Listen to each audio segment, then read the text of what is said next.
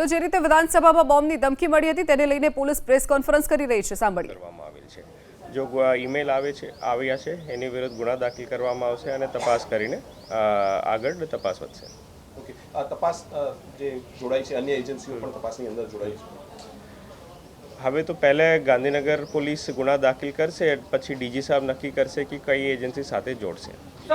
મેલની અંદર જે આઈડી હતું, જે ઈમેલ આઈડી થી મેલ આવ્યો હતો, એ જ ઈમેલ આઈડી છે કે અન્ય ઈમેલ આઈડી પર કે ઈમેલ આવ્યો અને શું લખાણ છે એની અંદર? આ જીમેલ આઈડીથી એક જીમેલ આઈડીથી આ ઈમેલ આવ્યા છે અને આમાં મેઇન ગાંધીનગર વિધાનસભા ઉપર બોમ્બ બ્લાસ્ટની ધમકી મળેલું છે। કઈ ભાષામાં આ લખાણ છે, કેટલી લાઇન્સ છે, અંદર કેટલા પેરેગ્રાફ છે અને શબ્દો કયા? આ અંગ્રેજી ભાષામાં છે। પૂરા ઈમેલ અને અંગ્રેજી ભાષામાં લખેલું છે કે આજે 2 વાગ્યાની આસપાસ વિધાનસભાની અંદર બ્લાસ્ટ કરવામાં આવશે કરીને ઈમેલ હતું, બટ હોક્સ ઈમેલ છે। બધી વિધાનસભા પરિસર પોલીસ ચેક કરી લીધું, એવું કોઈ મટીરિયલ શંકાસ્પદ મળેલું નથી।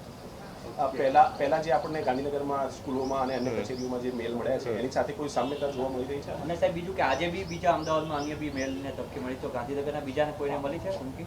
નહીં, ગાંધીનગરમાં એક જ જગ્યા મેલ મળી છે અને એને કોઈ પહેલાંવાળા ઓફેન્સ સાથે કોઈ લિંક છે, તપાસ હવે કરવામાં આવશે। તપાસમાં કંઈ હાથ આવશે તો मैं आपने जान करसूँ।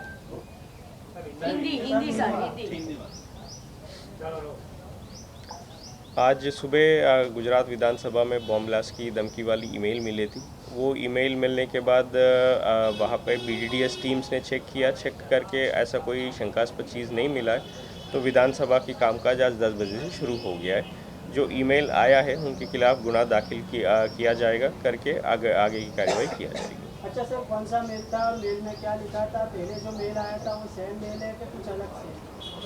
आप ये पहले वाले ईमेल से कितना कनेक्शन है वो अभी तपास में पता चलेगा। एक जीमेल आईडी से ईमेल आया है और इंग्लिश में लिखा हुआ है।